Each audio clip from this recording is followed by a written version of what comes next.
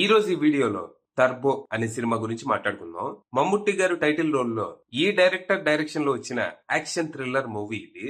ఈ డైరెక్టర్ అని ఎందుకు అంటున్నానంటే ఆ డైరెక్టర్ పేరేందో నాకు నోరు తిరగట్లేదు. సో మరి ఈ సినిమా స్టోరీ ఏంటి, దాని మీద నా ఒపీనియన్ ఏంటి అనేది ఇప్పుడు తెలుసుకుందాం పదండి. ముందుగా ఈ సినిమా స్టోరీ ఏంటంటే, ఈ కథ ఇడుక్కి అనే ఊర్లో మొదలవుతుంది. అక్కడ మన హీరో జోస్, టర్బో జోస్ ఓ జీప్ డ్రైవర్ గా పనిచేస్తూ ఉంటాడు. మనోడికి కొంచెం దోల ఎక్కువ. ఎప్పుడు చూసినా అనవసరపు విషయాల్లో తలదూర్చి గొడవలు కొట్లాట్లు అంటూ తిరుగుతూ ఉంటాడు. అంటే ఊళ్ళో ఎక్కడ ఏ పెంట జరిగినా మనోడెళ్ళి దాంట్లో రాయేసి పెంట పెద్ద చేసొస్తూ ఉంటాడనమాట.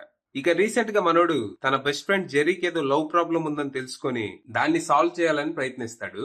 కానీ యాజ్ యూజువల్ గా మనోడు ప్రాబ్లం సాల్వ్ చేయకుండా ఇంకా కొత్త ప్రాబ్లమ్స్ క్రియేట్ చేస్తాడు. దాంతో ఈసారి పంచాయతీ పోలీస్ కేసు వరకు వెళ్తుంది. దాంతో ఊళ్ళో పరిస్థితులు చక్కబడే వరకు ఎటైనా వెళ్తే బెస్ట్ అని మనోడు చెన్నై వెళ్లిపోతాడు. అక్కడే తెలిసిన వాళ్ళ దగ్గర డ్రైవర్ గా చేరి ఊళ్ళో తను క్రియేట్ చేసిన ప్రాబ్లం ఎప్పుడు సాల్వ్ అవుతుందా అని ఎదురు చూస్తూ ఉంటాడు. ఒకవైపు మన జోస్ కథ ఇలా సాగుతూ ఉంటే, ఇంకో పక్క వెట్రివేల్ షణ్ముగం సుందరం అనే వ్యక్తి ఎలాగైనా చెన్నై మొత్తాన్ని తన గుప్పెట్లో పెట్టుకుని రాష్ట్రాన్ని రాజులా పాలించాలని కళ్ళగంటూ ఉంటాడు. దానికోసం మనోడు ఏం చేయటానికైనా రెడీ. ఆల్రెడీ సిటీలో జరిగే ప్రతి ఇల్లీగల్ దందాన్ని వెనకుండి నడిపిస్తున్న మనోడు ఇప్పుడు రాజకీయాల మీద కన్నేస్తాడు. ప్రస్తుతం రాష్ట్రంలో ఉన్న ప్రభుత్వాన్ని పడగొట్టి తన చెప్పు చేతల్లో పడుండే ప్రభుత్వాన్ని ఏర్పాటు చేయాలని ప్రయత్నిస్తూ ఉంటాడు. అందులో భాగంగా అధికార పార్టీ ఎమ్మెల్యేలందరినీ సంతలో గేదెల్లా కొంట మొదలెడతాడు. ఇక అంతా సెట్, ఈ రాష్ట్రానికి నేనే కింగ్ మేకర్ అనుకుంటున్న టైంలో మనోడి జీవితంలోకి మన హీరో జోస్ ఎంట్రీ ఇచ్చి తన మీద యుద్ధం ప్రకటిస్తాడు. మరి తర్వాత ఏం జరిగింది, అసలు వీళ్ళిద్దరి మధ్య క్లాష్ ఎలా వచ్చింది, అల్లరి చిల్లరగా తిరిగే డ్రైవర్ కి రాష్ట్రాన్ని గడగడలాడిస్తున్న రౌడీకి మధ్య గొడవ ఎలా మొదలైంది, చివరికి ఈ గొడవ ఎలాంటి పరిస్థితులకు దారితీసింది అనేది మీరు సినిమా చూసి తెలుసుకోవాలి.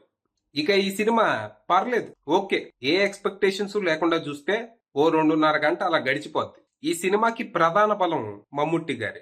ఆయన్నిలా ఒక కేర్ ఫ్రీ ఫక్త్ కమర్షియల్ మాస్ హీరోగా నేను ఇప్పటి వరకు చూడలేదు. ఆయన కామెడీ టైమింగ్, పంచ్ డైలాగులు, మాస్ ఎలివేషన్లు, ఫైట్లతో నా వరకైతే సినిమా చాలా ఎంటర్టైన్ చేసింది. ఈ సినిమాలో హీరో క్యారెక్టర్ ని, విలన్ క్యారెక్టర్ ని సెటప్ చేసిన విధానం నాకు నచ్చింది. హీరోది ఒక చిన్న పల్లెటూరు, అల్లరి చిల్లరగా తిరుగుతూ గొడవలకు అట్రాక్ట్ అవుతూ ఉంటాడు. బలవంతుడే, కానీ బుద్ధి కొంచెం తక్కువ.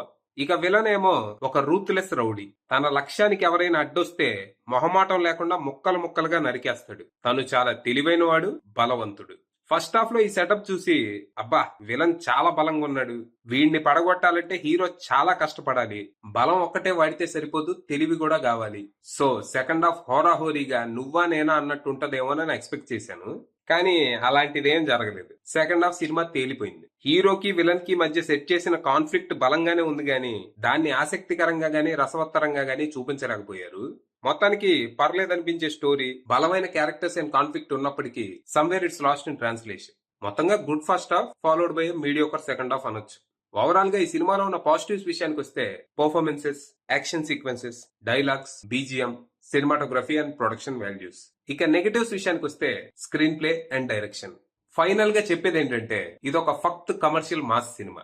మీరు ఈ సినిమా నుంచి ఏమైనా కొత్తదనం ఎక్స్పెక్ట్ చేస్తే తీవ్రంగా నిరాశపడే అవకాశం ఉంది. అలా కాకుండా జస్ట్ మమ్ముట్టి గారిని మాస్ హీరోగా చూసి ఎంజాయ్ చేస్తాం అనుకుంటే ఈ సినిమా ట్రై చేయొచ్చు, మీకు నచ్చే అవకాశం ఉంది. అది విషయం.